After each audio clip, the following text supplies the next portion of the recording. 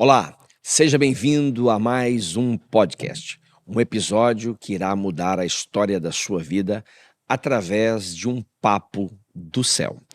E este papo do céu hoje eu tenho o prazer de apresentar uma amiga, uma irmã que Deus me apresentou, que tem caminhado ao meu lado, junto da minha família, que nós nos alegramos muito em conhecer e que tem sido muito usada, pastora Josileide Paz, presidente do Instituto Educar e Proteger, pedagoga e pastora. Seja bem-vindo, pastora Josileide, ao Obrigada. podcast. Obrigada, né? É uma honra, é um prazer. Desde já agradeço a oportunidade, né, e o privilégio de estar aqui com você nesse momento, pastor João. Muito bem, a alegria toda é minha, viu? Já estava ansioso por esse tempo, Eu tá? também. Pastora Josileide, Sim, hoje eu gostaria de falar um pouquinho e que nós trouxéssemos, né, para todos aqueles telespectadores que estão aqui hoje nos acompanhando. Nós temos vivido uma realidade desafiadora no mundo hoje, né? Que é a fase da adolescência, né? Muitos adolescentes têm se perdido dentro de casa, têm se perdido às vezes até dentro da igreja, porque estão sendo mal acompanhados, têm ouvido quem não deve ouvir, têm levado em consideração quem não deve ser levado em consideração. E às vezes o pai, o pastor, o líder, o treinador, o professor de natação, né, que tem ali uma palavra, o avô, o tio, e eles estão mais focados, né, nos amigos, naquilo que os amigos falam, naquilo que os amigos vivem. E é uma realidade interessante. Eu, quando era adolescente, eu chumbei 2 vezes no 5º ano. Sabe por que eu chumbei no 5º ano? não faço ideia. Porque eu achava legal o que os meus colegas faziam. E é interessante que quando eu cheguei no 5º ano, tinha lá amigos meus que já tinham chumbado 3 vezes e eu achava aquilo lindo. Maravilhoso. E então eu acompanhava aquilo que eles faziam, porque eu queria ser igual a eles, eu queria chumbar mais vezes do que eles, eu queria ser aquilo todo poderoso, né? E muitas vezes os meus pais me davam uma direção, meus avós, né? Não, estuda, faz isso, ouve. E nós não damos ouvidos, né? E depois, quando nós chegamos numa idade mais adulta, nós, que idade, né? Para que eu fiz isso? Exatamente. Por que que isso é uma realidade? Agora, Josileide, pela sua experiência, né, por tudo aquilo que você tem vivido, ouvido, né, crianças, adolescentes, jovens, adultos, o que que você acha que os adolescentes hoje em dia estão vivendo? O que eles pensam? Eu gostaria que, eu creio que não só eu, mas também os telespectadores, o que Sim. passa na cabeça de um adolescente? Eu lembro que uma vez eu peguei uma irmã, né? Eu estava na igreja e nós estávamos numa reunião de adolescentes. Eu peguei uma irmã, uma senhorinha, falando que nós não éramos adolescentes, nós éramos aborrecentes. O que passa na cabeça de um adolescente para não dar ouvido ao pai, não dar ouvido à mãe, não dar ouvido aos avós, mas dar ouvidos àquelas, né, baboseiras, aquelas confusões que não nos levam a nada? Pois é, pastor. E todos nós passamos por essa É fase, verdade. né? Tanto na nossa geração como nessa geração atual, os desafios são maiores, mas todos são semelhantes. Uma coisa que vai nos ajudar muito, né, principalmente os pais, é entender que na adolescência isso é normal. Por quê? Porque a criança, até os 5, 6 anos, ela tem uma necessidade de convívio familiar. Então, ela Oh, aprende a se socializar com a família. A partir dessa idade, ela já quer um convívio social que é fora do seu vínculo familiar. E quando chega na adolescência, já é uma outra fase que todos nós passamos. Nós passamos a ter referências. Nós passamos a imitar quem é para a gente referência. E na maioria das vezes, a referência para a gente são os nossos amigos. Por quê? hum, Porque passam por aquilo que a gente passa. Porque a maioria dos sim. adolescentes se sentem não compreendidos pelos pais. Primeiro, porque é um conflito na mente deles. Eles estão num processo de entender quem eles são e de consolidar aquilo que eles receberam até os 12, 13 anos. Então, eles estão entendendo o que eles receberam, todos os princípios, todos os fundamentos, e ele vai dizer assim: agora eu tenho que colocar isso em prática. Agora eu tenho que entender quem eu sou. Pois. Porque até agora disseram quem eu sou, mas eu de fato preciso vivenciar. Então eu vou para o nível de eu vou me espelhar naquele que é meu pai, ou seja, que está da minha idade. Então, o que é que eu faço? Como muitas vezes os pais por uma necessidade de trabalho, eles estão ausentes de casa, e o que que acontece? As crianças procuram alguém para ser referência. E se sentir parte, porque é na adolescência que eu quero me sentir parte de um grupo, pertencer a uma comunidade, à sociedade. Então, até então, esse desejo não existe dentro da gente. Mas quando chega a adolescência, há essa necessidade. Então, o que é importante? É importante o acompanhamento dos pais. Primeiro, fazendo com que esse adolescente ele se sinta compreendido, Uhum. porque é por isso que ele dá ouvidos aos amigos.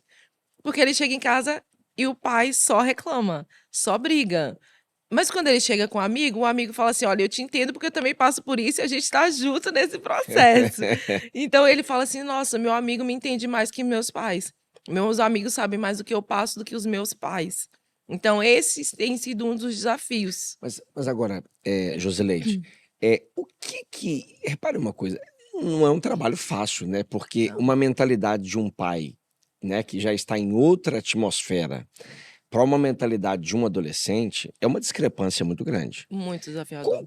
Como gerir isso? Porque, ou seja, ou o pai entra na história do filho, ou o filho entra na história do pai. Como é que geramos aí um equilíbrio? O negócio é desafiador, né? Demais. Eu sei porque eu tenho uma pré-adolescente em casa e tenho uma adolescente, né? E quando a gente dá uma direção, emberra, né? Mas depois entende, mas até Sim. entender, né? Mas como fazer esse ajuste de equilíbrio em que o pai fala assim: "Espera aí, eu tenho que compreender o meu filho, mas Uhum. espera aí, mas isso não faz parte da minha vida, isso a vida olhando por essa lente não conecta comigo", Primeiro né. porque a gente é adulto. Hum, Né. Então, quando eu olho tanto para uma criança como para um adolescente, eu tenho que entender que o cérebro pensante uhum. e adulto e maduro é o meu. E esse adolescente é o que Uau, a muito bom. neurociência costuma dizer, a criança, ela tá só com a formação da base do cérebro, só a É, emoção. Mas quando a gente chega na adolescência, a gente diz: "O cérebro de cima está sendo formado". É como uma casa de 2 andares. Então, a parte de baixo, eu tenho a parte básica, que é a cozinha, que é a sala, que é a casa de banho. Mas quando vem para a parte de cima, aí eu vou, que é o quarto, são as partes mais, são as áreas mais íntimas e mais privadas da nossa vida. Só que essas paredes, elas começam a ser como uma casa em construção, então ela começa a ser formada, né? A gente pode idealizar como uma casa só que está no chão de uhum. cimento e as paredes não estão rebocadas, não tem nada. Então a adolescência é esse processo. Eu estou formando, né? Eu estou ajudando com que o cérebro racional do meu filho, da minha filha, ele vá se formando a partir do meu ponto de vista. Eu Uhum. que vou direcionar, porque tem os conflitos. Então, eu digo assim, a criança, o adolescente chega e fala assim: "Pai, eu quero namorar". Esse tem sido uns desafios, né. É a parte da paixão. Eu preciso entender que todos nós, quando chegamos aos 12, 13 anos, sempre gostamos de alguém, Exatamente. né. Então Uau. isso é natural. Então quando o adulto ele começa a entender as fases naturais dessa idade, ele com o cérebro dele adulto, ele vai ter uma razão, ele vai pensar e ter uma lógica de como levar esse adolescente a se entender, porque esse é o princípio. E aí quando você fala assim, é a criança que entra no mundo do adulto ou o adulto que entra no mundo da criança ou do adolescente? Nós que precisamos entrar no mundo deles. Porque se nós trouxermos o adolescente para o nosso mundo, a gente vai estar privando ele de viver essa fase. E aí, quando ele chegar na fase da adulta, vai ficar essa lacuna e ele vai querer voltar. E isso acontece tanto na adolescência, como também na fase da infância. Quando a gente vê adultos que são infantilizados, é porque não viveram a infância como deveria viver. Isso também acontece na adolescência. A questão é que a adolescência não vem só com os conflitos de Uhum. identidade, vem também com os hormônios Exatamente. aflorados, né? Então, a criança, Puberdade, a né. puberdade. Então, o corpo está se transformando, está deixando de ser criança Uhum. para se tornar um adolescente. Então você partindo desse princípio, né, que, a cabeça pensante é o adulto, Uhum. a cabeça pensante é o adulto, o adulto tem que se colocar na posição de entendimento, né, de gerar Entendimento. consenso, mas você há de convir comigo que, não é fácil, né, não é É uma fácil. dedicação. Não é né? fácil. E outro detalhe muito importante que nós temos vivido é, no nosso tempo, por exemplo, eu tô falando nos nossos pais, ainda mais ainda, né? Sim, O acesso à informação era mais restrito do que é hoje, sim, né? Então, é, é, quanto mais informações, mais rápido eles chegam lá, mais rápido eles têm acesso, né? exatamente. Agora, seria o caminho correto privar os adolescentes dessas informações? Não. O caminho correto é fazer com que, junto com ele, ele tenha acesso à informação. Limites. Você vê com ele. Por exemplo, a criança quer ver um vídeo, quer ver um filme. Veja com ele. E mostre para ele. Porque o nosso papel como adulto é mostrar ao adolescente O que ele não o consegue que ele ver. não consegue ver. Ok. Então, é por isso que eu preciso. A Bíblia diz em Provérbios 22, ensina a criança no caminho. Então, eu tenho que continuar quando ela for adolescente e E, ensinar e esse, também. e esse texto é muito interessante, que eu já vi várias pessoas falar, ensina a criança o caminho. Não, é no caminho. Junto. É É lado o a lado. tempo todo, é lado a lado, né? É interessante porque eu falo isso porque teve uma adolescente que eu acompanhei e a mãe tinha privado ele de assistir uma série no Netflix. E aí eu fui e perguntei pra ele, me conte a série. Então ele me contou algumas cenas das séries. Ele falou, mas pastora, por que eu não posso assistir? Minha mãe disse que isso é coisa do diabo, né? E aí eu fui e falei pra ele, eu falei assim, olha, você não pode assistir porque essas cenas tá influenciando o seu cérebro, que tá em formação ainda. Você não tem a capacidade de assimilar um conhecimento e tirar, né? Ter o filtro Sim, do que sim, isso sim. vai ser de bom e saudável pra você ou não. E aí, por que eu te falo? Por isso que você não pode. Por quê? Porque essa cena, e inclusive a cena orientava, né, incentivava o suicídio. E eu falei, isso inconscientemente está te ensinando que a morte vai resolver os seus problemas quando você sentir alguma dor, quando você tiver algum problema emocional. Olha que Por interessante. isso que você não pode assistir. Ele fez assim, ah, pastor, agora eu entendi. Porque o meu cérebro ainda não consegue digerir isso, não consegue ter um raciocínio lógico e maduro para isso. E uma coisa que a gente precisa entender, o da adolescente, por mais que ele saiba o que ele está fazendo, ele não tem a nossa maturidade. E vamos assustar, mas a maturidade do nosso cérebro, ela só alcança a partir dos 23 anos. É mesmo. Então, até aí a gente ainda tem ainda um cérebro de um adolescente em formação, né? Ele para ser um cérebro completo para entrar na maturidade da fase adulta. Então, quando eu tenho essa realidade, eu vou conversar com um adolescente no nível dele, no sentido de eu te compreendo as suas dificuldades, eu compreendo as suas limitações e os seus conflitos. Compreender é a mesma coisa que aceitar? Não. Eu compreendo no sentido, eu sei o que você está passando. Eu sei que você quer fazer isso, mas eu vou te mostrar que isso não é correto. Então, Isso não é saudável para primeiro você. eu compreendo, Isso. depois eu Eu ensino, ensino. e se ele não entender, aí entra na proibição. Entra na proibição, mas também eu tenho que entender a linguagem. Porque se você conseguir alcançar o adolescente na linguagem dele, ele vai te entender. Por isso que ele gosta dos amigos, porque é a mesma linguagem. Então nós podemos aqui concluir que, para entender esses adolescentes, você tem que fazer um curso de pedagogia primeiro. Você precisa entender o cérebro do adolescente. E eu Os tava lendo esse adolescentes livro e abençoados. esse livro me ajudou a entender o meu, gente. É muito importante. Né? Isso ajuda muito. Josileide, você também foi uma adolescente difícil? Como é que foi? Conta um pouquinho da sua adolescência para nós. Pastor, eu fui, pastor. É. Todos nós fomos, Deu mas eu tinha trabalho. meus pais muito presentes. Né? Os desafios eram naturais mesmo da idade, né? Não queria fazer as coisas em casa, lavar prato, né? Não queria arrumar a casa, arrumar a cama. São coisas naturais, né? A fase da preguiça, né? A fase de, nossa, eu quero fazer o que eu quero. E é interessante porque o adolescente, porque às vezes ele entra em atrito com os pais, é porque eles acham no direito de que eles já podem fazer o que eles Já querem. são dono do nariz deles, né? É o sentimento que eles têm. Então eu tô saindo da infância. E aí tem um luto, né, que é o pré-adolescente, ele passa pelo luto, porque ao mesmo tempo que ele é uma criança, ele agora já não é mais uma criança.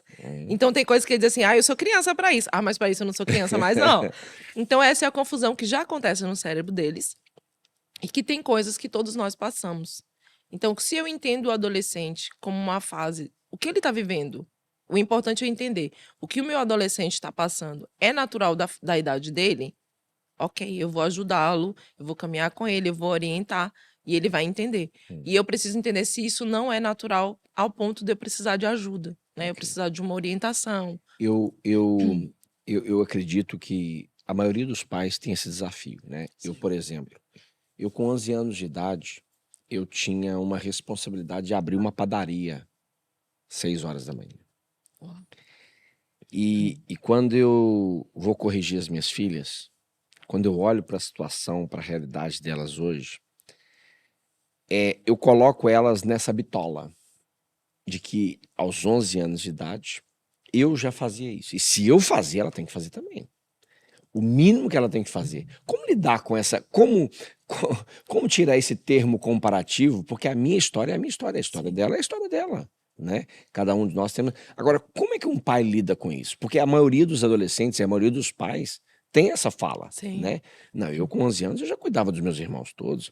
Eu com 11 anos eu já cozinhava. Eu com 11 anos eu já lavava a casa. Eu com 11 anos eu lavava o terreiro, eu lavava as roupas, eu passava roupa, eu dava comida para os meus irmãos, eu era bebê, eu era babá, eu era não sei o quê, Tudo né? isso. E nós vamos colocando como se a história deles fosse a nossa. Como lidar com isso? Como é que um pai hoje ele pode compreender o filho?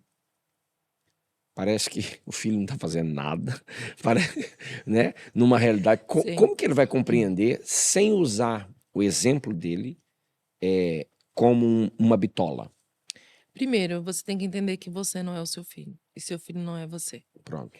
Porque nós corremos o risco de cobrar dele algo que ele não vai dar conta. E aí, muitas vezes, entra a questão dos adolescentes, principalmente, se sentirem incapazes e entram no lugar da frustração, da Porque colocamos, depressão, colocamos ele no, exigimos dele algo que ele não algo que consegue ele não fazer. consegue fazer. Primeiro, eu tenho que entender que não sou eu. E às vezes é o que a gente tem que trabalhar quando eu atendo pais e adolescentes. Primeiro, entenda que sua filha, seu filho não é você. Ele vive numa outra realidade. Não, Porque a gente acaba sendo contraditório, porque a gente quer que eles vivam a realidade, a gente quer dar para eles aquilo que a gente não teve, mas aí a gente também quer cobrar que eles tenham a mesma postura que a e gente. isso é fácil de perceber, porque se você tiver 10 filhos, nenhum deles é igual. Não, Então, como é que eu quero que ele seja igual, se nem os que eu gerei, ou seja, aqueles que são meus filhos, também são iguais. Nenhum são.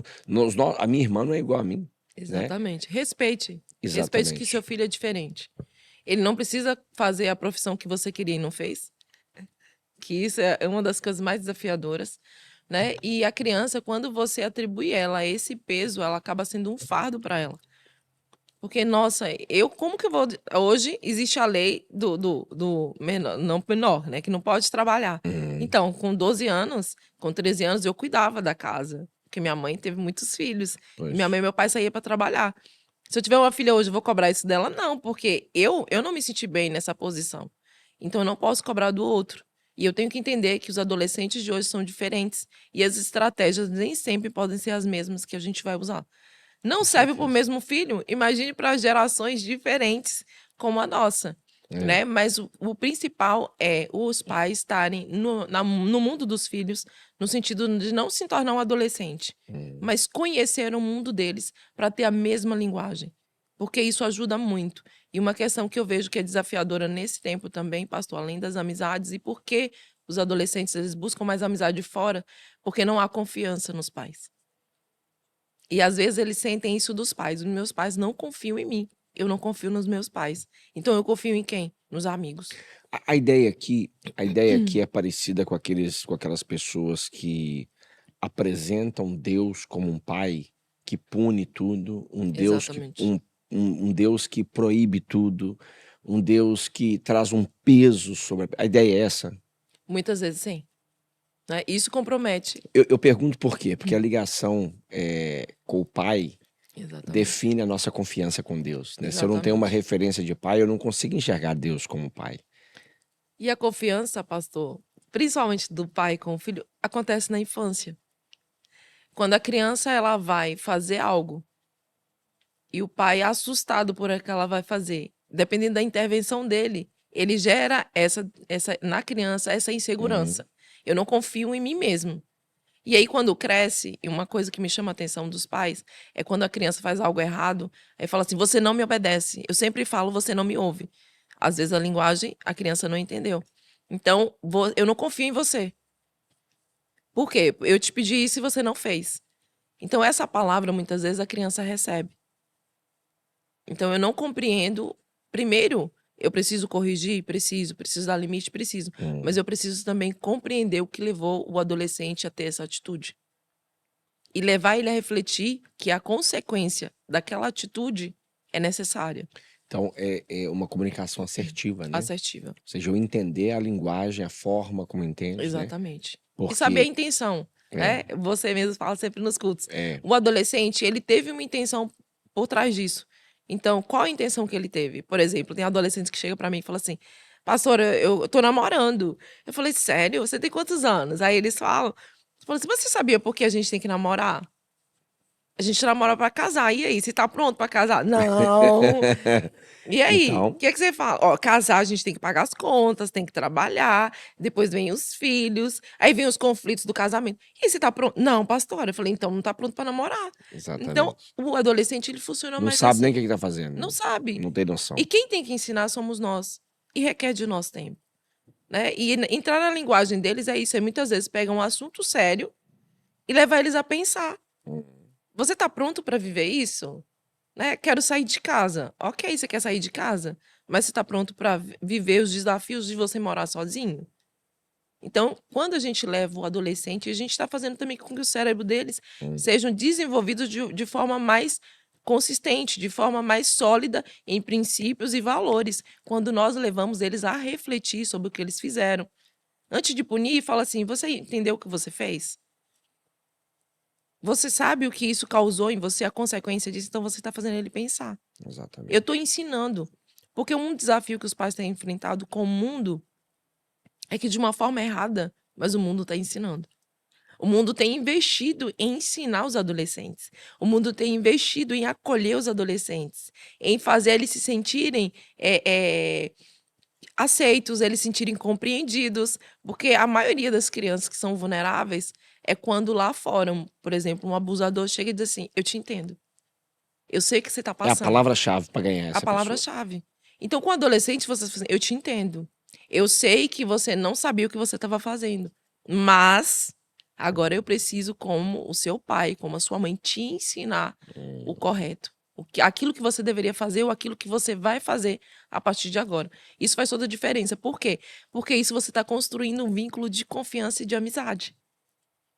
Porque se a gente pensar no adolescente como um amigo, nossa, no sentido de eu preciso ser o melhor amigo dele. Ele não é o meu melhor amigo, Sim, sim, mas eu sim. preciso ser o melhor amigo. E o que que a gente faz com o melhor amigo? É. A gente Então, se abre, a gente se abre, a gente se compreende. relaciona, a gente Por mais que a compreende. gente chame atenção, a gente puxa a orelha, mas a gente está ali mais para É. acolher do que para afastar. Então, a amizade do pai e do filho, ela precisa ser nessa vertente. Eu preciso ser o melhor amigo do meu filho. E o que que eu posso fazer para ser o melhor amigo de alguém? Pedagogicamente, pedagogicamente, eu vivi numa realidade em que as minhas brincadeiras eram jogar bola no final do dia, andar de bicicleta, colocar um pedacinho do papel de iogurte na roda para fazer de moto, né? Também Jogar, vivi. jogar futebol, né? Com os amigos, reunir, ficar na noite, até a noite conversando na esquina, Brincando na rua. brincando na rua, o divertindo. Hoje, nós vemos adolescentes que não sabem o que é isso. Adolescentes que não sabem o que é arrancar o tampão do dedo. Não sabe. Não sabem o que é chegar com o pé preto em casa, né? De brincar na rua. Isso, pedagogicamente, tem influência na sociedade? Fortemente. Fortemente. Primeiro no cérebro, né? Porque torna-se um cérebro antissocial. Então, por isso que a gente vê a questão cada vez mais, ele tem diagnóstico de autismo, pessoas TDAH. de TDAH, justamente por isso. Porque para um cérebro desenvolver saudavelmente, ele precisa de contato físico. Ele precisa de sentir essa adrenalina, de sentir o outro, de fazer parte da vida do outro, de ver o outro sorrir, de fazer coisas que o outro também E isso começa em casa, começa em casa, desde né? criança. Sim. Né? O importante, quando um pai ele deixa de dar atenção, seja uma criança, seja um adolescente, e está num telemóvel, ele está deixando de construir esse vínculo. E isso está afetando conexões neurais no cérebro, tanto da criança quanto do adolescente. Porque o afeto e o contato físico, o contato com o outro, vai estimulando, fazer com que essas conexões elas se desenvolvam de maneira saudável.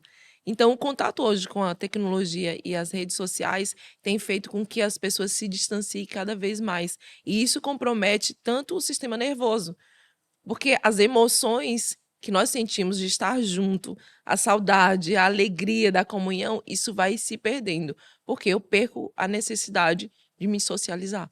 Então, pedagogicamente, o comprometimento é esse. Aí você fala assim: mas as crianças não podem brincar na rua. Mas você pode brincar em casa. Você pode ter momento na mesa. Você pode, antes de dormir, reunir a família em cima da cama e brincar e sorrir. Você trabalhar os filhos para estarem juntos, os irmãos, brincando. Então, tem várias coisas que a gente pode fazer hoje que necessariamente não seria simplesmente estar todos na tecnologia, porque isso tem afastado cada vez mais e comprometido o desenvolvimento cerebral do ser humano. Essa compreensão, ela é extraordinária, porque hoje eu tenho visto adolescentes que o melhor amigo dele é o telemóvel. Exato. Mas se eu dou um vício, É. o cérebro fica dependente. A dependência da tecnologia, ela pode ser comparada a um vício de droga, um vício de álcool, do cigarro. É um vício, porque você condiciona o seu cérebro. E a gente tem desenvolvido crianças que não são criativas mais. A criatividade está limitada à tecnologia. Então, Meu ela não Deus. consegue ver o mundo de fato como o mundo é. E Deus fez um mundo tão lindo pra gente. E para nós desfrutarmos. Exatamente. E para nós desfrutarmos. Exatamente. E isso tem comprometido também isso. O valor que eu tenho. E hoje a gente fala muito da questão de amar, né? De recicláveis. Mas começa nessa importância de entender que eu preciso sentir o mundo. Né? Eu cresci na rua, também brincando com os meus irmãos, com os meus vizinhos. Na roça, meu pai tinha fazenda, a gente ia para rio. Então a gente viveu, a gente tinha esse Cachoeira. contato com a natureza. E isso é importante. É, Isso é importante para o ser humano, para que ele tenha uma saúde mental saudável. é verdade. Né? E hoje tem comprometido as crianças por isso. Então tem várias patologias que têm surgido por causa disso. Porque Muito o bem. nosso cérebro precisa disso. Josileide, se você pudesse hoje dar 3 conselhos para todos os pais e 3 conselhos para todos os adolescentes que estão nos acompanhando aqui, quais seriam eles? Então eu quero primeiro para os pais, exatamente. Ok. Pais, olhem mais nos olhos dos seus filhos. Olhar nos olhos. Percebam os seus filhos e acolham os seus filhos. Eu poderia botar mais um. E ensine, dedique tempo a ensinar o que é certo, ao invés de só corrigir o que é errado. Olhe, entenda, acolha e ensine. Muito bem. Os 4 conselhos, né, da Josileide Paz para você como pai. Olhe, entenda, acolha e ensine. Não só olhe os pontos, né, negativos, Exatamente. mas também celebre os positivos, né? Importante. Que às vezes nós caímos na rotina, né? Sim. De só olhar para os pontos negativos, né? Isso acontece. E só ressalta os erros. Isso acontece muito lá em casa. Eu até corrija a Gisela, né? Porque quando eu deixo um prato sujo em cima da mesa, ela ralha. Mas quando eu lavo o prato, ninguém me parabeniza. Olha o desabafo, olha o desabafo. Né? Então isso acontece. Mas isso acontece com os adolescentes, isso é importante, porque isso também cria vínculo, né? Vínculo afetivo. Nós só relacionamos para corrigir, nós só relacionamos para ser maçante na vida dele. E né? afastamos. Exatamente. Por isso que ele vai preferir estar com os amigos. E agora, para os adolescentes, 3 conselhos, 4, pode dar aí uns 10, não tem problema não, que os adolescentes precisam. Todo pai é chato, toda mãe é chata quando a gente é adolescente. Mas vale a pena ouvir os pais sempre, né? Talvez a gente não entenda quando a gente está na adolescência, mas depois que a gente cresce, a gente vê que foi fundamental, né, a gente ouvir o conselho dos nossos pais. E seja sempre obediente, porque a Bíblia fala, né, que uma das formas da gente honrar o pai é ser obediente. Isso mesmo. Mesmo que a gente não aceite, mas isso vai gerar em nós, né, anos de vida. E quando eu vejo alguém que viveu muitos anos, eu digo assim, honrou pai e mãe. Honrou o pai e a mãe, né? E é importante, porque é nosso pai, independente de quem ele seja.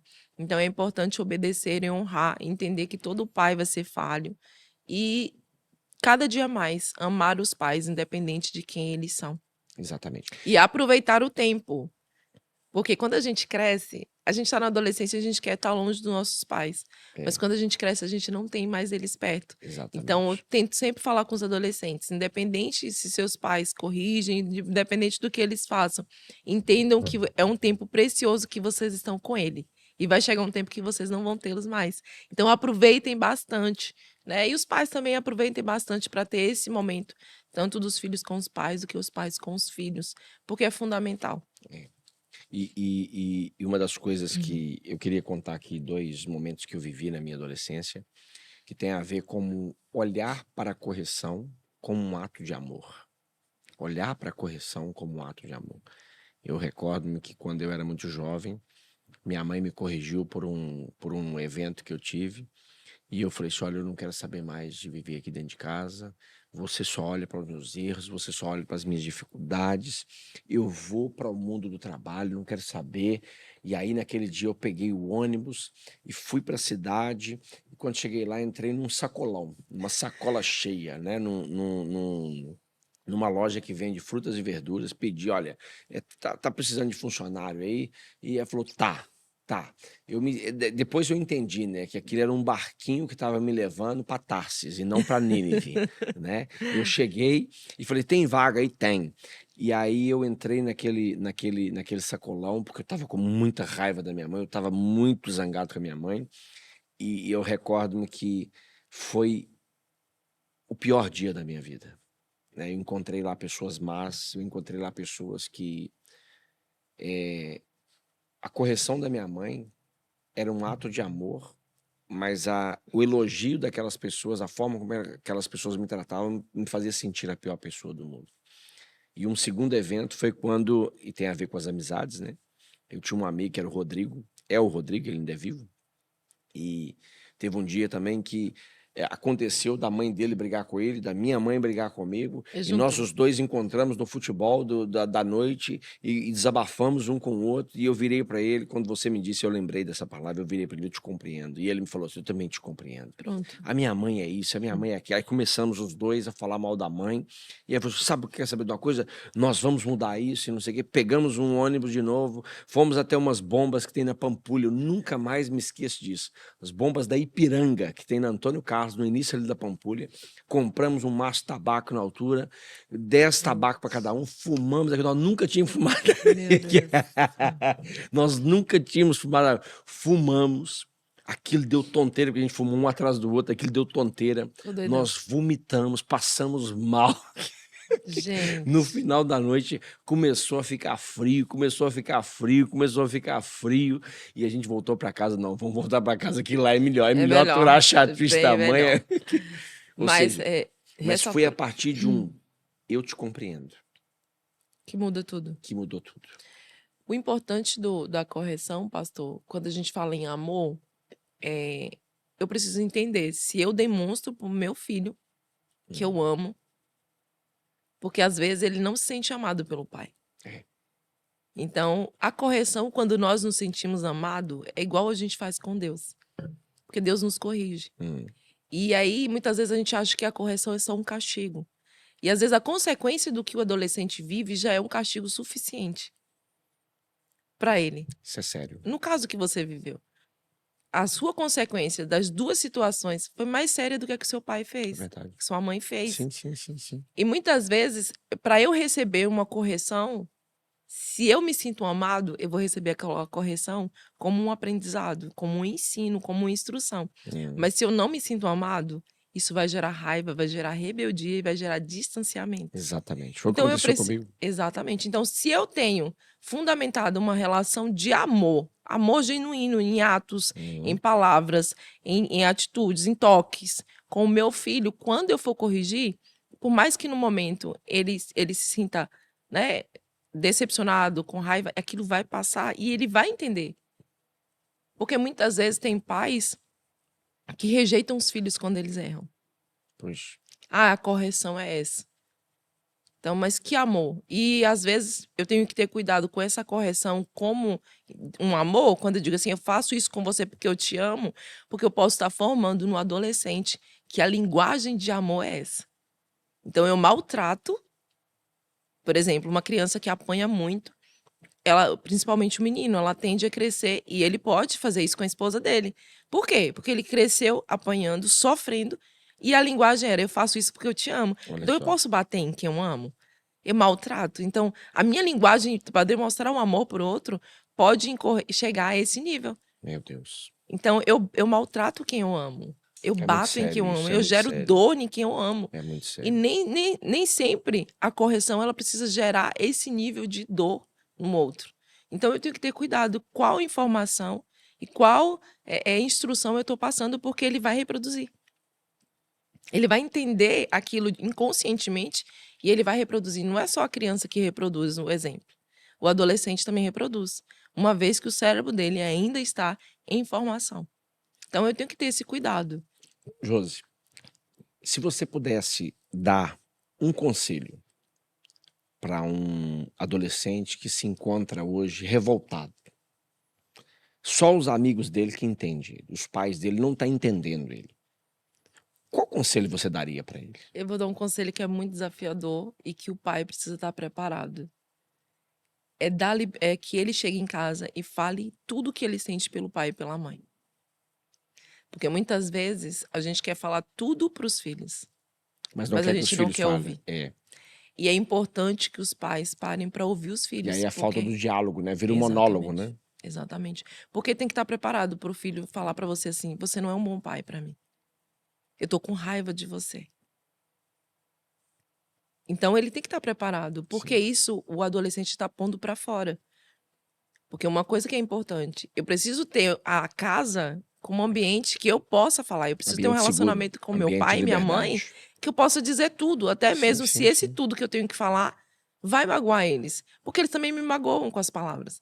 Então essa troca, isso ajuda muito para ter a casa como um ambiente de paz, um ambiente onde eu posso ser eu mesmo. Eu não preciso buscar lá fora, porque eu posso chegar para os meus pais e falar também o que eu penso, da mesma forma que eles falam para mim o que eles pensam. É verdade. Né? E isso também gera esse vínculo de amizade segura, de amizade forte, de amizade com confiança e com o entendimento de que eu posso falar porque eu também sou ouvido. Que é uma coisa que a gente faz tanto com a criança quanto adolescente. Você tem que me ouvir. Mas ele fala assim: quando que eu sou ouvido? É, E lá fora, todo mundo me ouve. todo mundo me ouve. E dentro de casa, ninguém me ouve. É verdade. E é por isso que muitas adolescentes tentam suicídio. Porque é uma dor muito É um grande. desafio muito grande, né? É um desafio Então é muito uma coisa grande. levando a outra. Josileide Paz. A gente falaria aqui por Nós horas. ficaríamos aqui mais horas, mas nós vamos falar sobre outros assuntos, tá? Nós vamos Amém. falar sobre Vamos outros sim. assuntos. Qualquer dia desse nós vamos estar aqui novamente para falar, né, de outros Será um assuntos prazer. pertinentes, né, na área da infância, na área da juventude e trazer informações para os pais. Muito obrigado sim. por esse tempo tão especial, né? Eu que agradeço, né? Para Tá. mim é uma honra, um privilégio, né? Poder somar, poder ajudar tanto o pai quanto o adolescente, né? Isso é o que eu vivo, né? É uma Isso coisa mesmo. que eu amo fazer, Isso né? mesmo. Além de pregar a palavra de Deus, Isso mesmo. é cuidar das famílias. E Josileide, para quem quer conhecer um pouquinho mais desse trabalho, né, do Instituto Educar e Proteger, como é que ele pode acessar o Educar e Proteger? Nós temos no Instagram, nós temos uma página no Instagram, educar.proteger. Sim. E lá a pessoa pode entrar em contato, saber informações, né? Se está precisando de ajuda, se quer uma dica, se quer um Ok. conselho, nós estamos lá para ajudar, sim. Ok, e entrando lá em contato, vai ter alguém que vai responder, né? Que Sim. vai entrar em contato e fazer esse link. Exatamente, Né? exatamente. Muito bem. Muito obrigado, então, por esse Eu tempo. agradeço mais uma vez. E você, telespectador deste podcast, o nosso objetivo é sempre abençoar a sua vida com um papo do céu. E eu tenho a plena convicção, não se preocupe, talvez você ouviu esse podcast, você viu esse podcast e você está assim, meu Deus, eu preciso acertar mais. Não. A Bíblia diz que filhos é herança do Senhor. E se Ele deu, é porque você tem a capacidade de poder cuidar, de poder criar, precisando de ferramentas. Existe o Educar e Proteger para poder te ajudar. Existe aqui a Josileide Paz para poder te dar uma orientação. Existem pastores que podem te ajudar na criação dos seus filhos, porque isso é um projeto que Deus ama. Que Deus continue abençoando você, porque o nosso objetivo daqui é gerar um papo do céu para abençoar a sua vida. Que Deus te abençoe.